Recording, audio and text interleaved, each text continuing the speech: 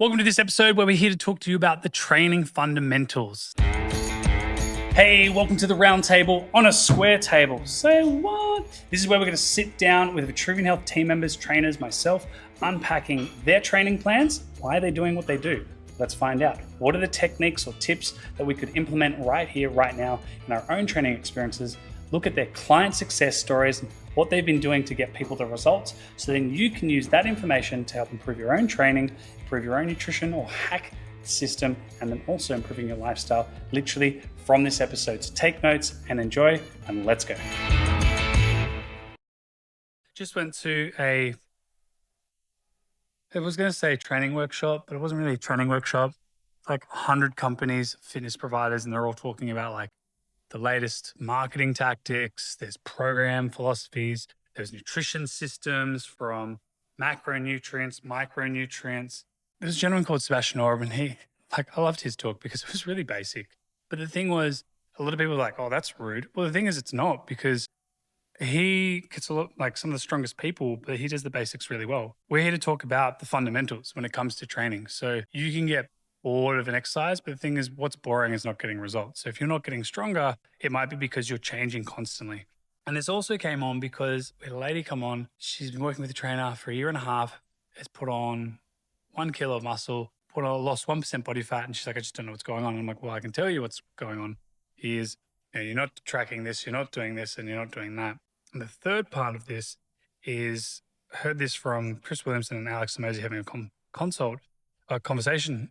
Sorry, not a consult, but they talked about a guy who does consults, and he guarantees people results or their money back after 6 weeks. And only 1% of people out of all of his students would be eligible for it. And was literally, what's the first thing you're going to do? Say, like, what are you going to do today? So if you're going to do 30 minutes of reading a book and train, and then at the end of the day, write down what you did. And only 1% of people will actually put in the morning and the evening and do that every single day for 6 weeks. And so the metric of that was really interesting. And so I thought about, Sebastian Orb's Prezzo, I thought of the person that came in and really was like, we're on 123 episodes of a lot of conversations. I don't recall ever really consistently talking about the training fundamentals. That's what we're going to be doing, consistently talking about training fundamentals. So we're going to break it down and look up for Sebastian Orb, check out his stuff. There's a lot of this. So the 4 fundamentals to getting stronger, building muscle, and getting results when it comes to training is poo, tut, from, NP. Take a poo for yourself. Ask where's it from, and then no probs. Poo stands for progressive overload. Most say PO, but poo makes you remember more. Progressive overload. Now that can be over a spectrum of time. So if we were to literally draw on a piece of paper, 12 months, for a lot of people, they started at 40, 50 kilos, they're still doing 40, 50 kilos, but they had these peaks and troughs of results, like weight loss. If you were 100 kilos and you lost 20 kilos, but at the end of the year, you're 100 kilos again, have you really progressed? Maybe not. Or you have, but then something else, another challenge came up. So a lot of the time, if we would actually take it slowly, so if you lost 1 kilo a month, or let's say 1 kilo a month instead of 20 kilos over 6 months and then put it back on, you would be 12 kilos down. Yeah, the goal is 20. The thing is, you're a lot closer, and your body, if you've done it gradually, isn't going to rebound as aggressively. So progressive overload in a week-by-week sense is increasing of reps, so 1 rep at a time, or increasing the weight.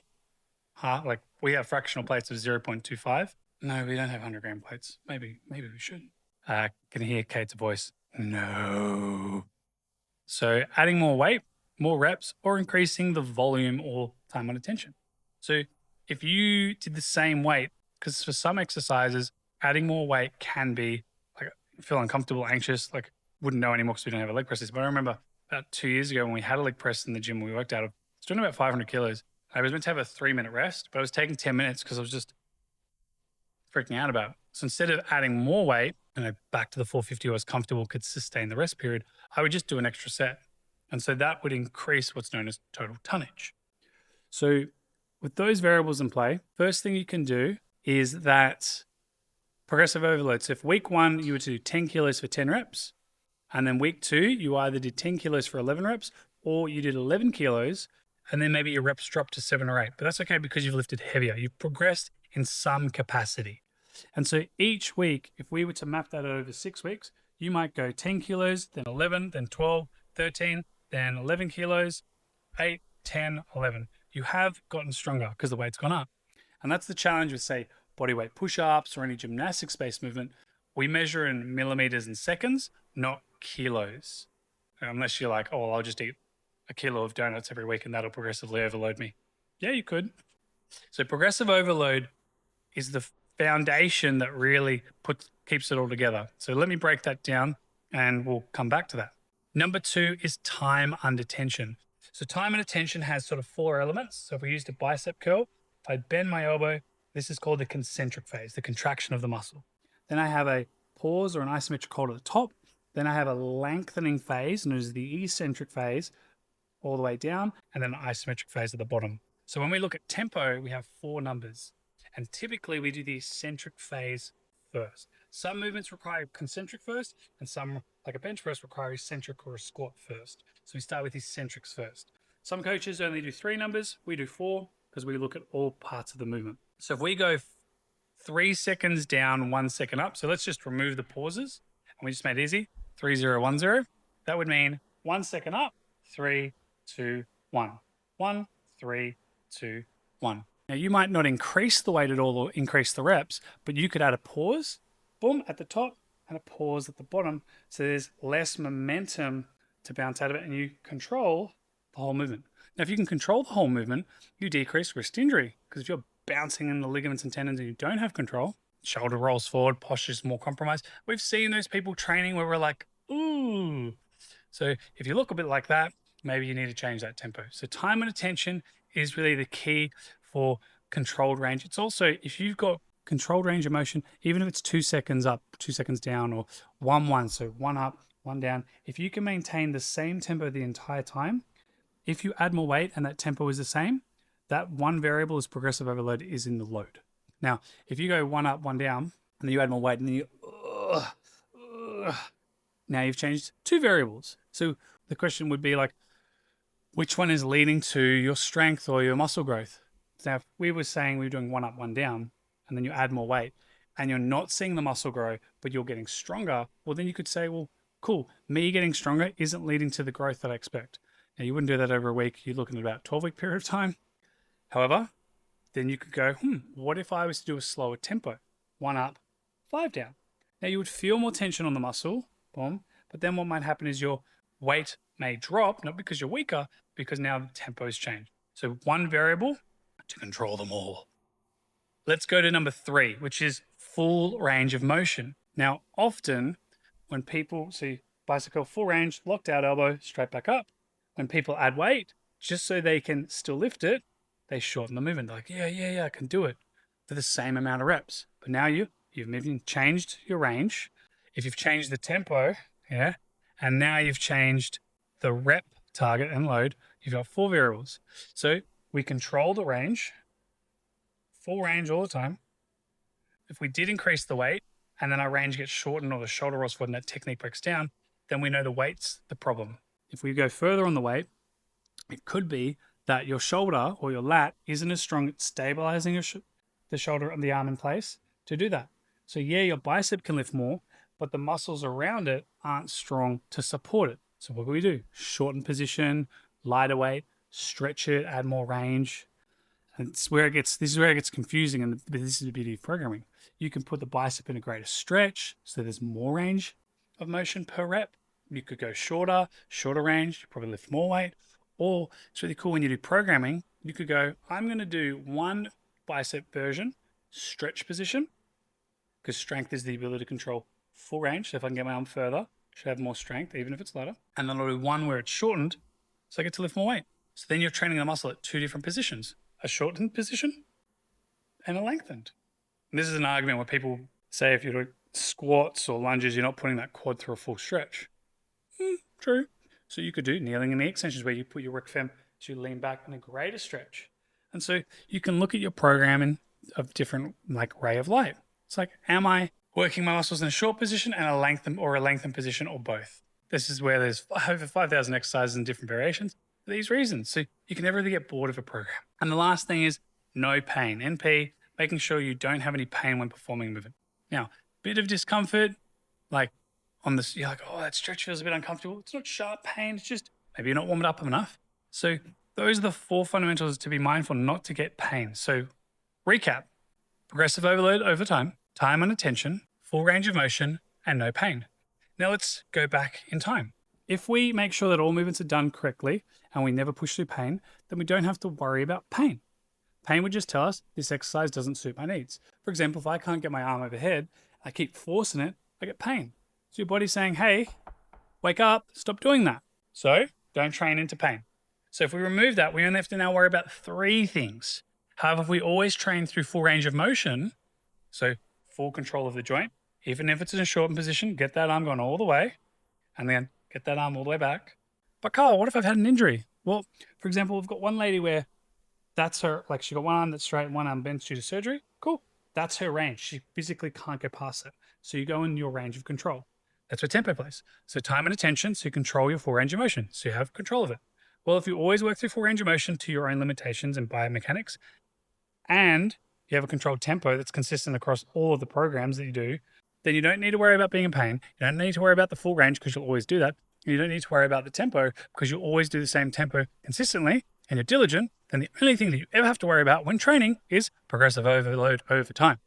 So if you each week see either an increased rep, do an extra set, or add more weight, you know you're moving in the right direction. What if you don't see it over 3 weeks? That's really good. Question: if you don't see progress over 3 weeks, you can't do more reps. Doing an extra set just doesn't fit your time. So it's just, it's too hard. Okay. Truly, if it is too hard and you can't add the weight of the reps, then you have plateaued that exercise. Like I said, your bicep could be so strong that the opposing muscles around it aren't as strong. So guess what? You need to change that exercise so you can keep going and focus on the accessories to support it.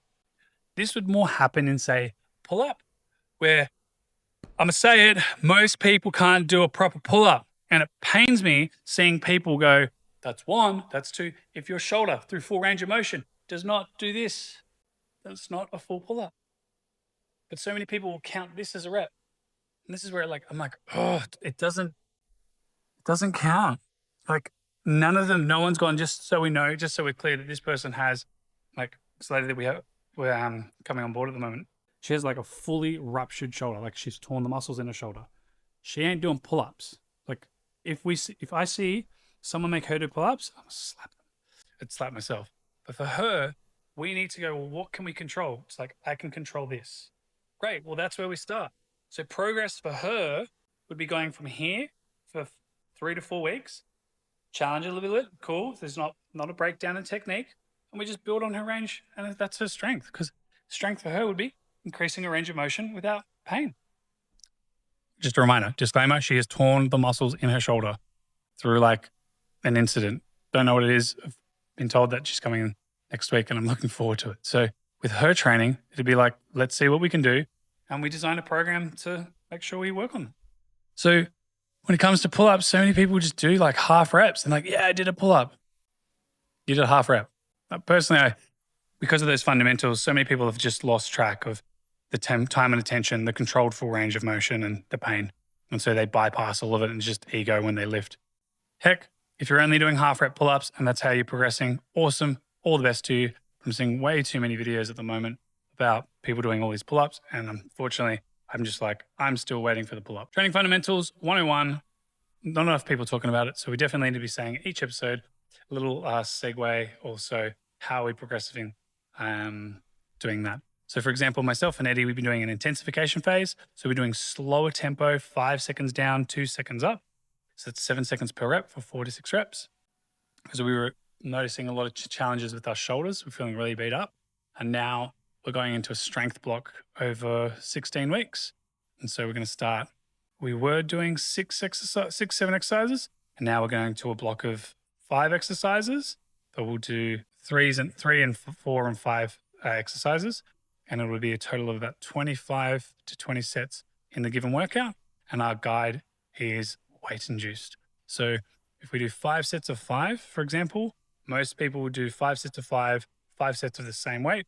We'll use it as a load increase scheme. So it'll be like 110, 112, 115, 117, 120.